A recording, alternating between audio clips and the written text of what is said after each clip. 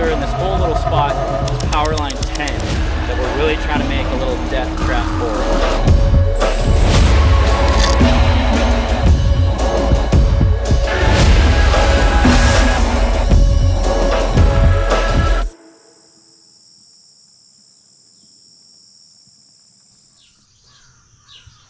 Big day today. We got a lot of projects all this week. It's finally August. Today, August 1. Today's August 1, which is crunch time. It's typically July 29, rain or shine. We get some seed in the ground, but we're a little late. We got some projects we got to do. We got some fun, big equipment. We got a lot of projects. I was just looking at here, just kind of planning our day out, but we're going to get ripping. It's actually really good weather. We had some big rain come in last night, so it's no longer super dry.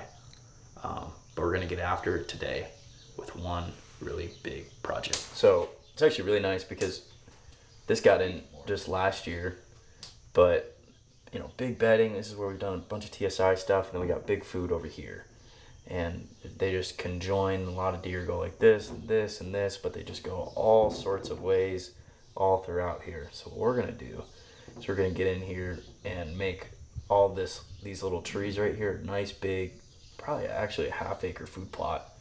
Then we're gonna get a tree stand right in one of these little trees right here. So we'll be able to access in like this, get out, and then they'll be coming in into these big, probably mostly this field if I had to guess. This is all corn right now. So good little killer spot. I've really been eyeing it. We've had a camera right here. Bunch of deer last year go around right here, but they just go all over the place. So we got a couple cool ideas to maybe make a little ultimate killing spot. It's all about making these really good bulletproof spots. So that's what today is about.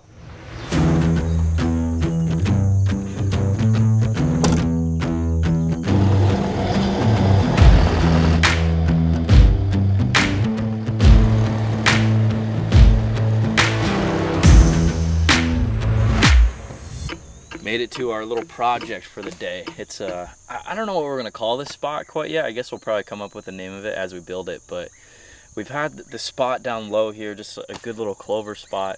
But like I was saying earlier, looking at the map, the deer just kind of funnel through here and go kind of every which way. So we're trying to direct the deer to make a killer little spot that's bulletproof for wind, for access, and really pinches them down. So up in here, there's a very nice little shrubby little hidden plot that is like gonna be absolutely perfect once we get it in, and we'll have clover transition, and we're gonna have to do a little bit. We might even have to do a little bit of dirt work to create a crossing for them right over here. So they're gonna dump off this big ridge, come right around this big finger right here, come into our little hidden plot, and then out to the big fields. And this will be a killer afternoon spot, probably, you know, late October, and then obviously all throughout the run it'll be really good. But what was difficult is hunting down here.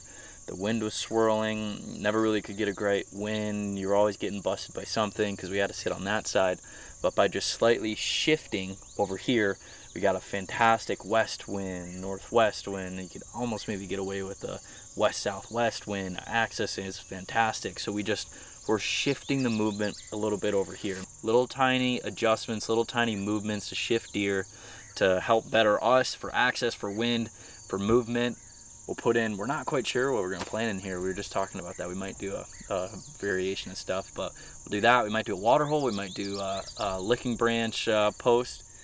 Just make a little mecca for them when they dump off of bedding for the afternoon before going out to the big fields. A little killer kill plot. So we're gonna have a big day ahead of us. Got the rig.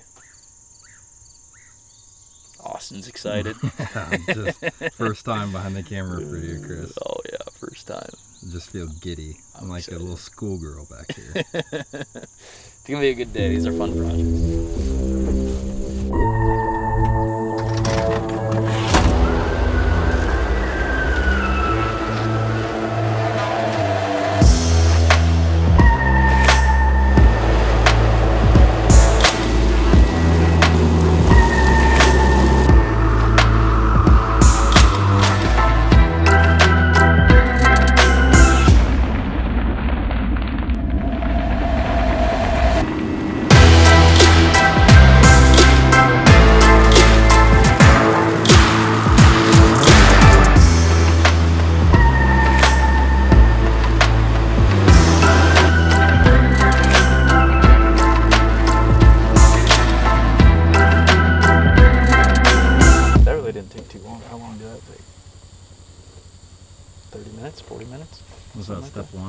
That's step one. Step one complete. Step two is walk around and see if there's anything I missed.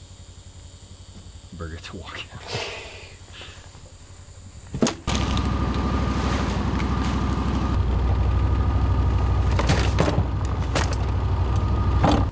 Never been planted before. We wanted to come in here. We rented a skid steer, which, you know, a guy could do for a day. Rent a skid steer, come in here, and then like, what is the next steps for someone who has very minimal equipment? And really, like, you don't even need a skid steer to do something like this. If there's a few trees or something, and you don't own a drill, and you're not going to use a drill, you can have stumps in your plot. You know, cut them off as close to the ground as possible with your chainsaw. Might go through a few chains faster than normal, right? But the biggest thing with stumps is just equipment, not to hit it with equipment. Yeah, right. If you're gonna plan on doing that in the future, you don't want to roll a track off or something. But yeah. But yeah, you don't need a lot of equipment to come in here with a broadcast seeder. You know, just put a little more seed down. That's a pretty inexpensive way to get a good little kill plot. Similar results. Huh. Definitely spray it. Yeah. Definitely spray it. No, we're going to. Yeah. Yeah. I mean, we can get in this one between that tree and that tree. I would rather do this one. It's all around, it's kind of like there's nothing great. Cut down, and then we're gonna hang the stand just to get a better look. Then we got water hole, put a camera. We're eventually gonna put a post. We're not gonna put a post right now. We're gonna actually, wow, hello tree. We're gonna wait 1 or 2 days to spray, since we kind of mowed this barefoot. Wow, hello. Kind of got the dirt exposed and stuff. Stuff will start popping up, weeds germinating and stuff. So we'll wait 1 or 2 days to spray, and we'll broadcast right on it. But we're here all week doing stuff, so we're gonna get this hung.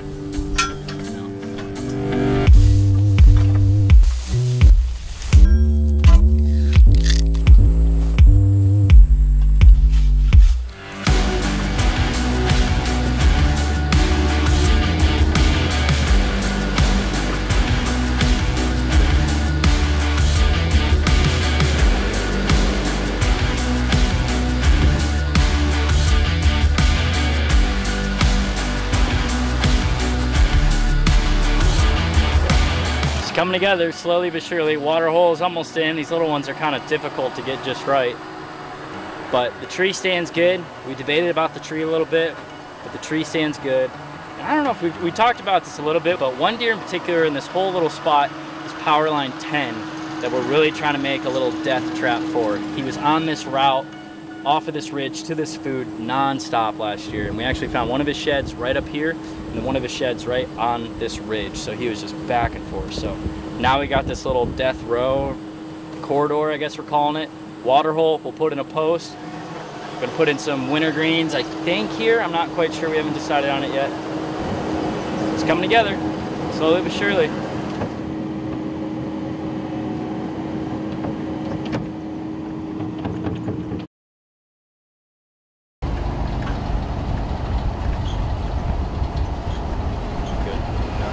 Okay, it's time to plant. It's actually a couple days after we established this plot. We wanted it a little bit of a chance if there's any weed seed or anything for it to come up a little bit, but we're gonna go ahead and drill this really quick with mainly winter greens. We sprinkled a little bit of extra turnips in there just to give it a little bit extra turnips. And I mean, this is like, we're still creating this whole thing to hopefully get caught up with the deer POWERLINE 10. I mean, he lived here, hammering all these big fields, living on this big ridge. He's not here in the summer, but he definitely comes back in the fall. So this is just another one of kill spots.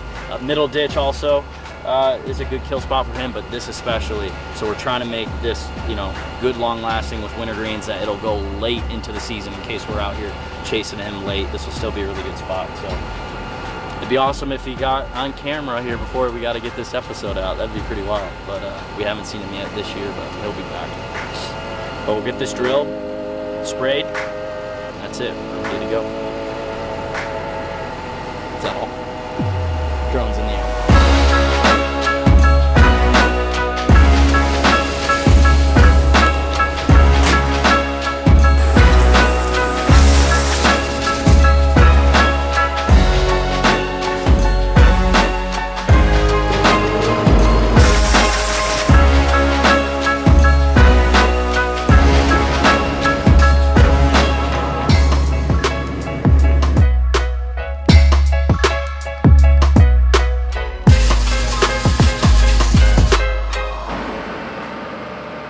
this morning.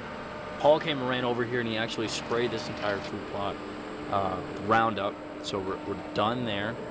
And planning wise, we're completely done. We drilled it. We could have went the broadcast route, but since we got the drill, it's definitely better for the soil, more efficient just to drill it in than to cultivate the soil. And you know, there's a bunch of moisture in there and everything we don't want to get rid of if we can help it. So what we're gonna do now, though, it's the day's winding down. We got a bunch of water. We got a couple other water holes to fill up, so we're gonna fill this water.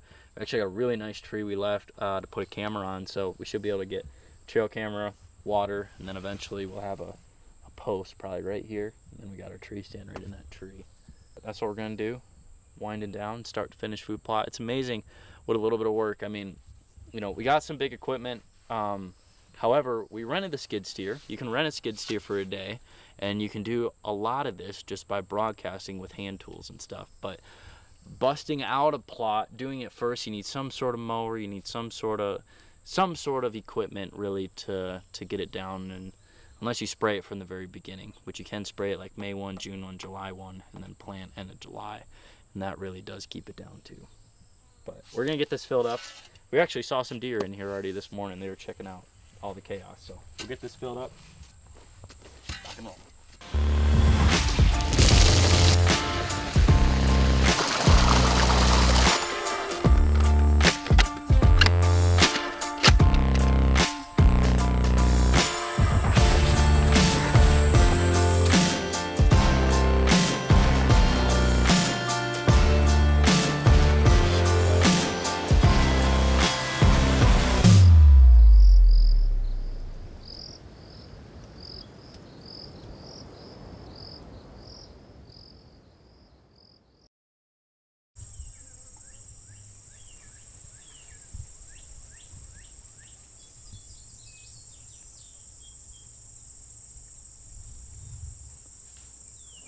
Oh, well, a little change of pace. We got out to one of these fields and we actually put some feed out on the other side, and we poke around the corner and we call him the Big 9. We really don't have a good name for him, but big 5-6-year-old deer. He's on our feed, literally, and then he just decides to come right at us. We get some incredible footage.